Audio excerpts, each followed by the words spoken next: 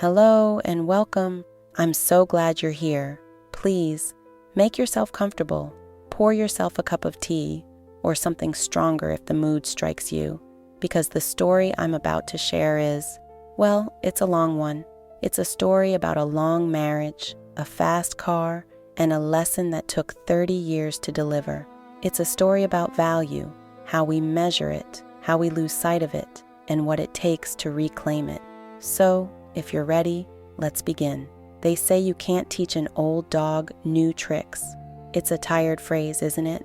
A cozy little blanket of an excuse that people wrap themselves in to avoid the hard work of change. It's what we say to accept the status quo, to justify staying in situations that have long since grown stale. But I am here today to tell you, as living proof, that this is a profound and fundamental lie. You absolutely can teach an old dog new tricks. Sometimes, however, the lesson plan has to be so radical, so financially and emotionally seismic, that it essentially forces a complete system reboot. Before we delve into the intricate mechanics of what I now fondly refer to as the Great Porsche Liquidation of 2024, I invite you to subscribe to this channel and ring that little notification bell. Consider this your official enrollment in a masterclass on the fine art of self-reclamation. The tuition is free, but the lessons are priceless. There's a philosophy, a kind of secret handshake among the world's most successful ventures that most of us miss in our daily lives. It is the art of leveraging other people's assets. Think about it. Airbnb, the largest hospitality company in the world, owns not a single hotel room. Uber, the global transportation giant, owns no fleet of taxis. Facebook, a behemoth of media, creates absolutely no content of its own. They are all brilliant conduits, platforms that harness the resources, energy, and assets of others to build their empires. For 30 years, I was a primary resource in the small private enterprise known as the Life and Times of Richard Davis. I was a high-performing, multifunctional, incredibly valuable asset. The problem was, my husband and CEO had long since stopped looking at my market value. He'd filed me under depreciated assets. He was about to receive the most shocking and unexpected market analysis of his life, delivered personally by me. My husband, Richard Davis, is 62 years old. To truly understand the gravity of his mistake, you must first understand the man. Richard is a creature of surfaces, a curator of appearances. He believes in the holy trinity of a firm handshake, polished shoes, and a well-aged single malt scotch. His life has been a steady, predictable, and entirely undangerous climb up the corporate ladder at a mid-level financial services firm. He is a senior vice president, a title that carries the weight of seniority, but lacks the sharp edge of true power. He meticulously collected the artifacts of success, a wall of leather-bound first edition classics he had never opened, a golf club membership he used primarily for networking, and a climate-controlled wine cellar filled with investment bottles that were never, under any circumstances, to be opened. They were for appreciating. In many ways, he was a good man, if your definition of good is simply the profound absence of overt malice. He was reliable, he was stable, but his love, over the decades, had transformed into something resembling a utility, functional, necessary, but utterly devoid of warmth or passion. Our 30 years together were a masterpiece of my own quiet, invisible engineering. I was the silent, uncredited co-author of his life story. I remember one specific incident. Back when he was a junior executive and we were still in our 30s, he was desperate to land a major account with a stern, old-money industrialist from Boston, a man named Mr. Abernathy. The deal was to be sealed over a weekend at Abernathy's sprawling estate in the Berkshires. Richard was a nervous wreck. The night before we left, he was pacing our small living room. "He's a bird watcher, Ellie." "A bird watcher? What the hell do I know about birds?" I spent the entire night in our local library's reference section, surrounded by dusty ornithology textbooks. I memorized the mating calls of the northern cardinal, the migratory patterns of the Canada goose, and the preferred nesting habitats of the black-capped chickadee. While we were there, Walking the estate grounds with Mr. Abernathy, a small brown bird flitted past. Abernathy paused, squinting. "Now, what do we have there?" Richard opened his mouth to say, "Well, God only knows what." I stepped in gently. "I believe that's a female house finch," I said, my voice calm. "You can tell by the indistinct streaking on her breast and flanks. The males are much more colorful." Mr. Abernathy lowered his binoculars and stared at me, truly seeing me for the first time. "Well, I'll be," he said, a slow smile spreading across his weathered face. "A fellow enthusiast." For the rest of the weekend, he spoke almost exclusively to me about avian matters.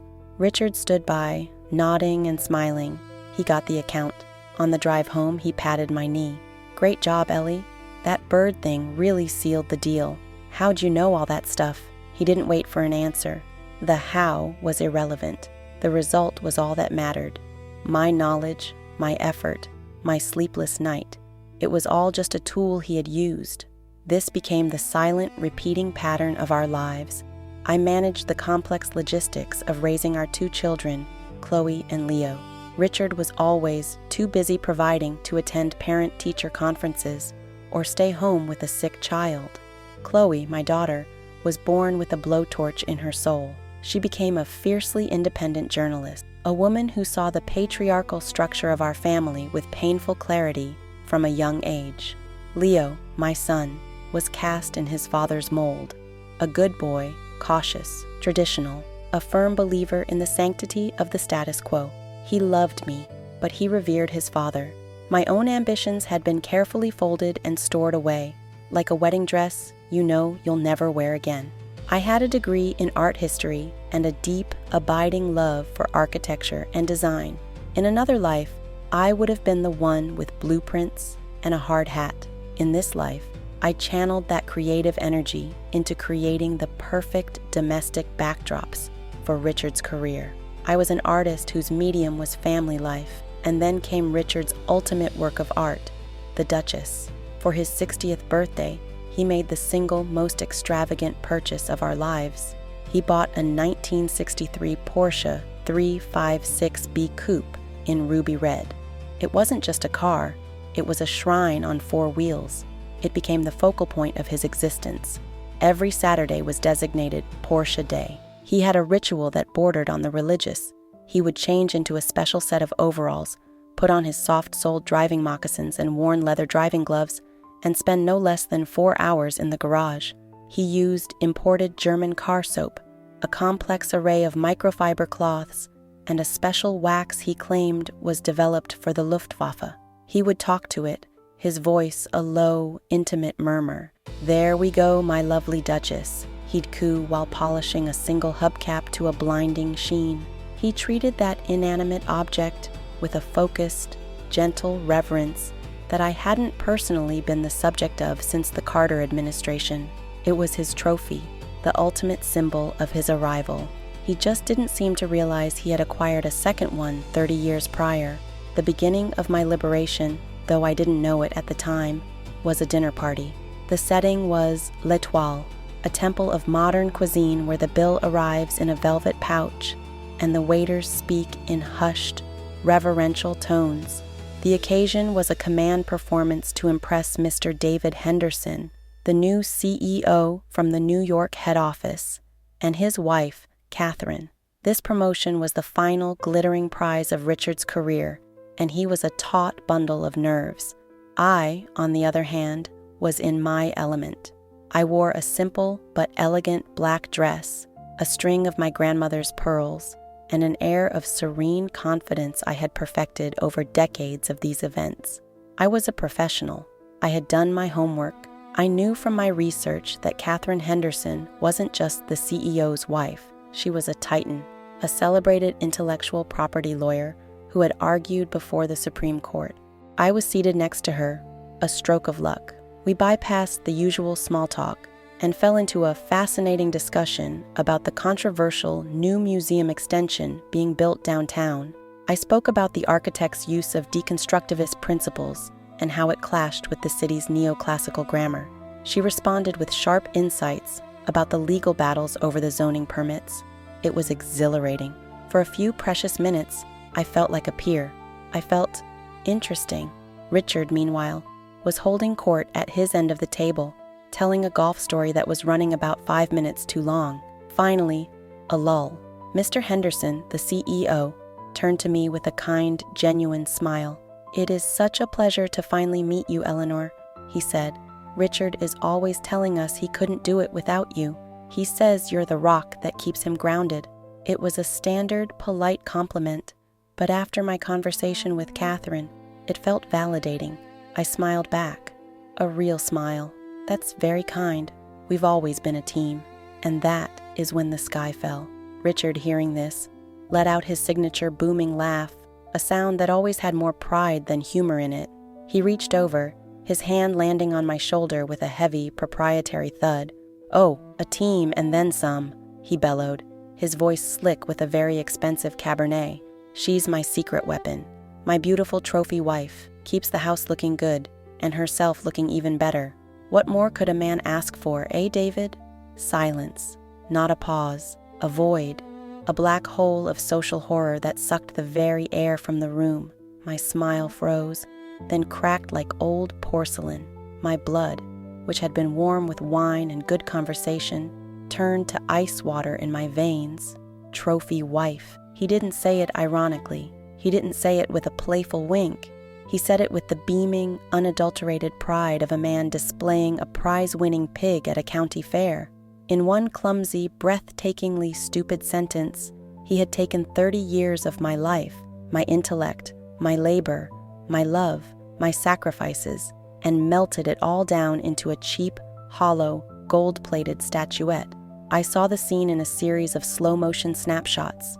I saw Catherine Henderson's brilliant eyes flicker towards me, and in them, I saw a complex, devastating cocktail of feminist outrage, profound pity, and ice-cold judgment. I saw Mr. Henderson's warm smile evaporate, replaced by a cool, impenetrable corporate mask. He was a man who dealt in human capital, and he had just witnessed his senior vice president publicly declare that his most significant human asset was purely ornamental. Richard thought he was showing off. What he was actually doing was holding up a giant, flashing neon sign that read, "My judgment is fundamentally flawed." The rest of the evening passed in a blur. I was physically present, but my spirit had already left the building. I excused myself to the ladies' room and just stared at my reflection in the mirror, searching for the woman who had allowed this to happen. When had I become so silent, so accommodating? The drive home was an exercise in surrealism. Richard was humming along to classic rock, blissfully, criminally unaware of the bomb he had detonated. He was on a high, replaying his triumphant performance. "Well, that went rather well, don't you think?" he chirped as he turned into our driveway. I think Henderson was really impressed. That little joke about you being a trophy wife really seemed to land. Broke the ice, you know. Showed him I'm a man who doesn't take himself too seriously, who enjoys the finer things in life. Hearing him reframe that soul-crushing humiliation as a little joke was the final straw. The rage I had been suppressing didn't just bubble up. It flash-forged into something cold, hard, and terrifyingly clear. It forged into a plan. "Peachy," I said, my voice so cold it could have chipped glass. It went just peachy. I was seated next to her. A stroke of luck.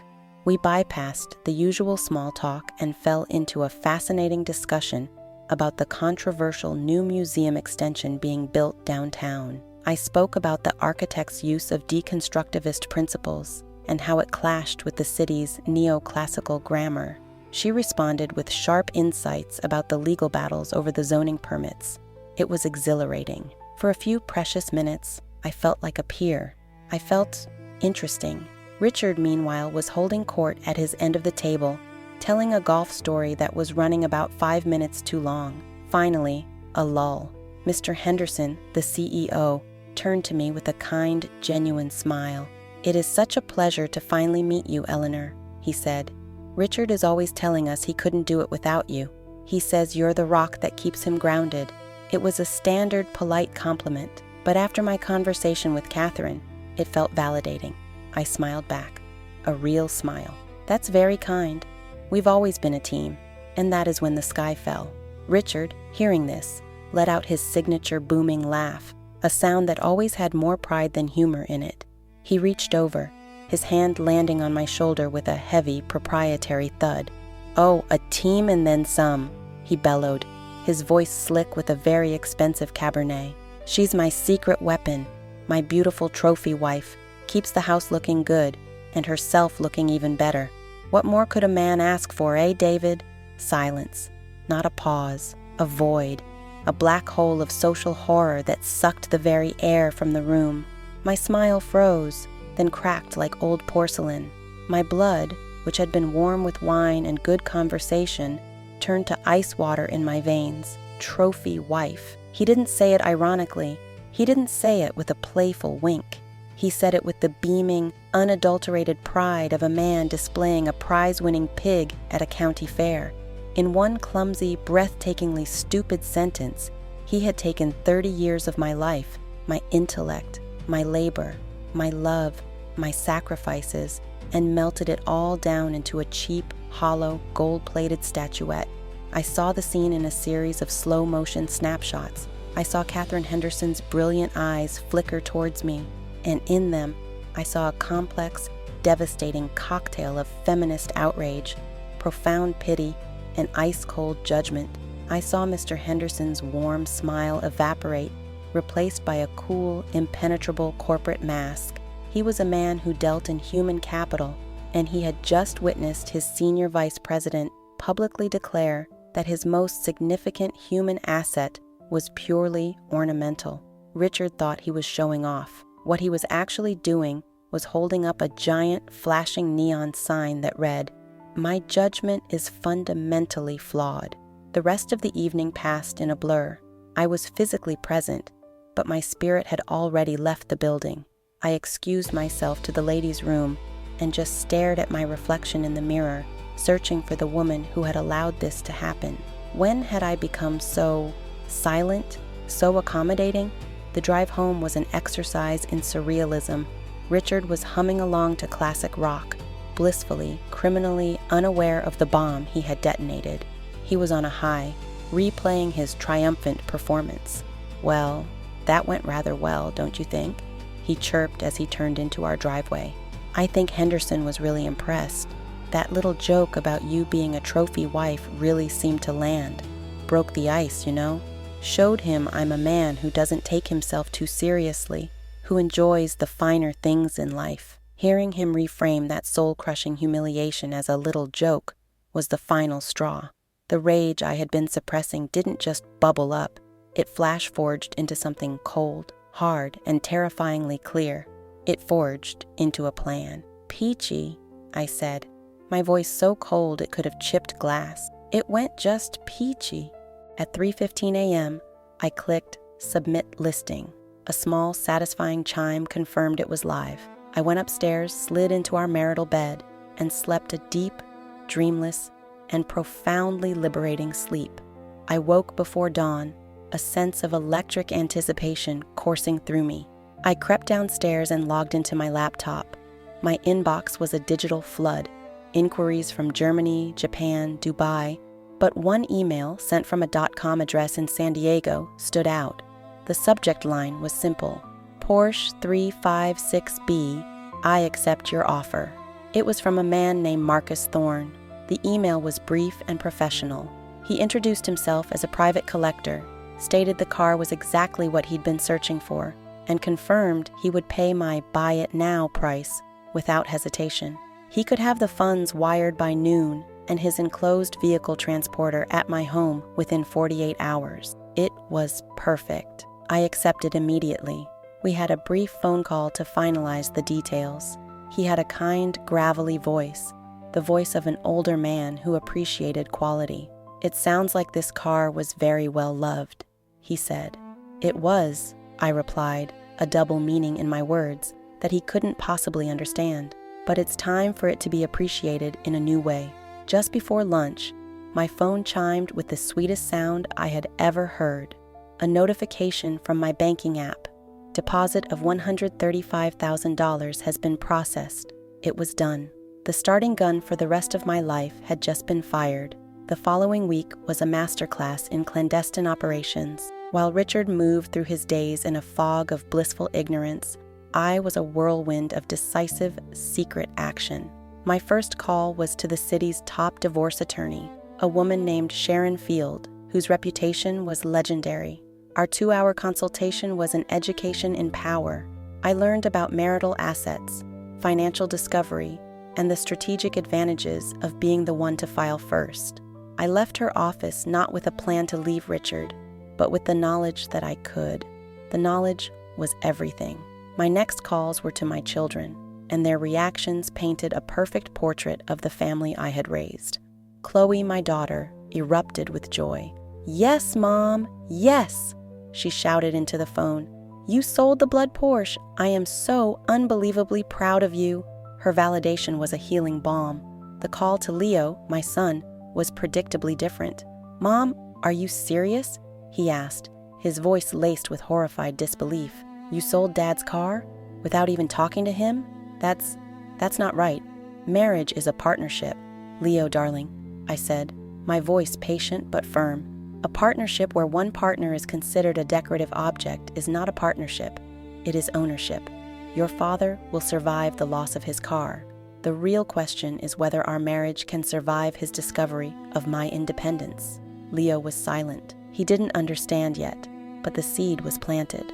The transport truck arrived on a Thursday morning, a massive, unmarked 18-wheeler that looked like it could be hauling military secrets.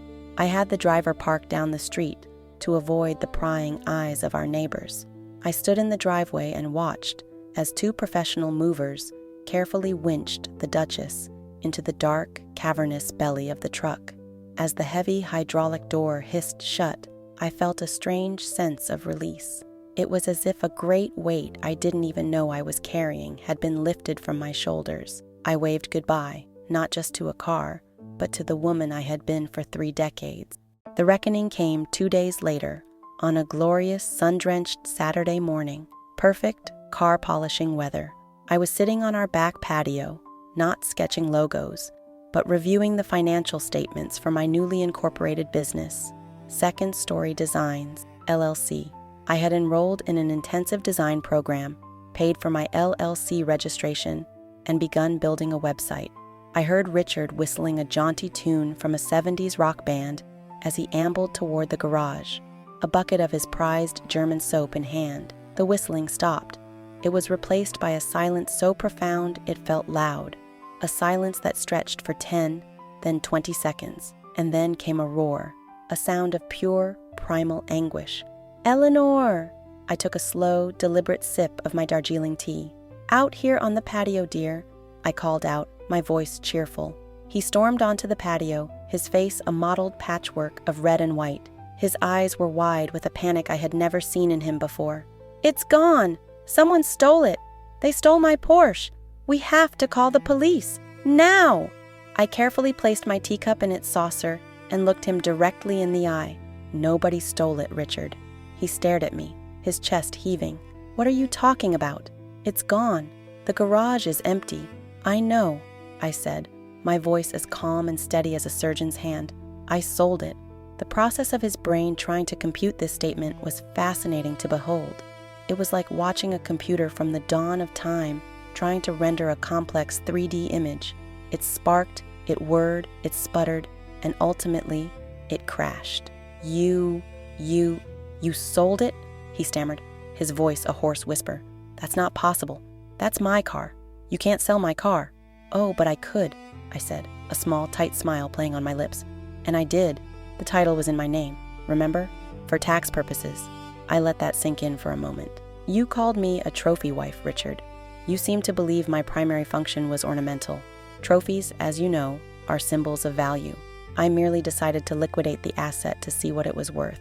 Consider it seed money for my next venture, a life where I am the artisan, not the artifact." I slid the newly printed business card for Second Story Designs across the patio table. It landed right next to his hand. He stared at it as if it were a venomous snake. The ensuing weeks were a domestic firestorm. We had the argument we should have had 25 years earlier. He raged, he pleaded, he threatened. He called me vindictive, crazy, A thief.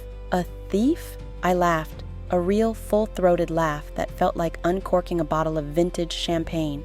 Richard, for 30 years I have been the unpaid CEO, COO, and CFO of this family.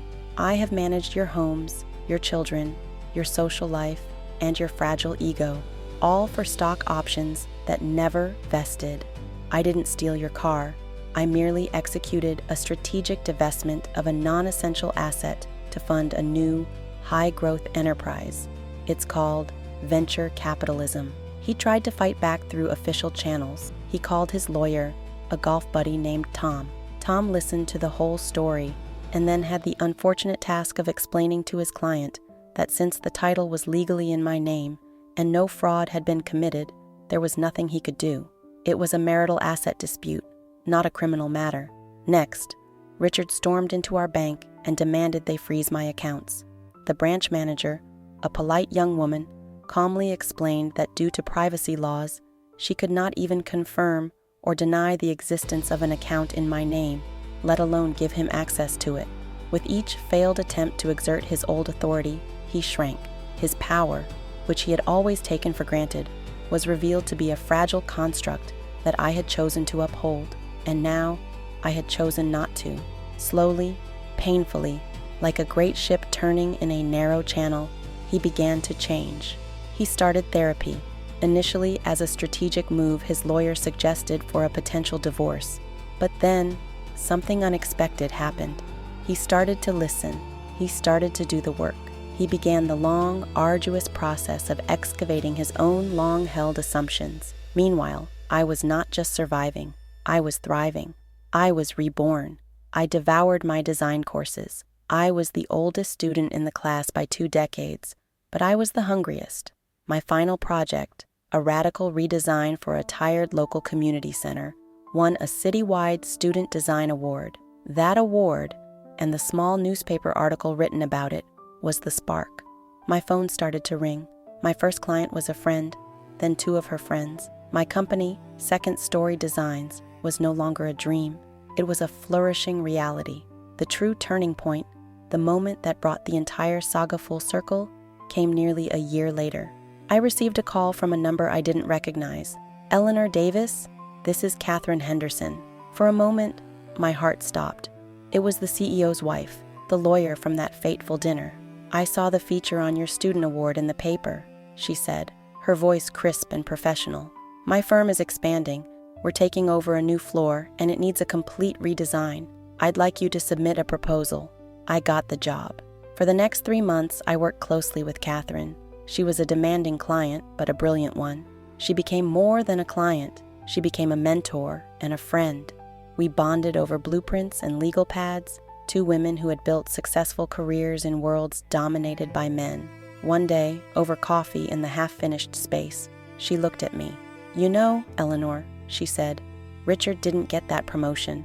I feigned surprise. "David was deeply unimpressed that night," she continued. "He told me later, a man who doesn't recognize the value of his most important partner can't be trusted to manage the company's most important assets." His judgment, David said, was critically flawed. That evening, I told Richard what Catherine had said. He didn't get angry or defensive. He just sat there for a long moment, staring into his hands. Then he looked up at me, his eyes filled with a sad, hard-earned wisdom. "I know," he said quietly. "It took me a long time to understand what he meant. I lost the promotion because I didn't deserve it. My judgment was flawed. Today, our life is an entirely new story. My design firm now employs a small, brilliant team. We have a waiting list of clients and a portfolio of beautiful, functional spaces all over the city." Richard took early retirement. He now jokingly refers to himself as my Chief Logistics Officer, a role that mostly involves bringing me coffee during late-night work sessions and managing our home so that I can focus on my business. He is my biggest champion. We attended a black-tie charity gala last month. I had designed the entire event space pro bono. A young reporter from a local magazine came up to Richard.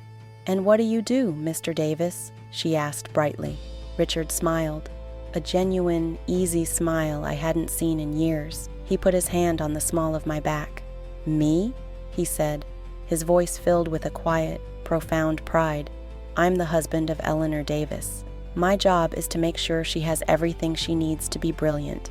He's still an old dog, but he learned the most important trick of all.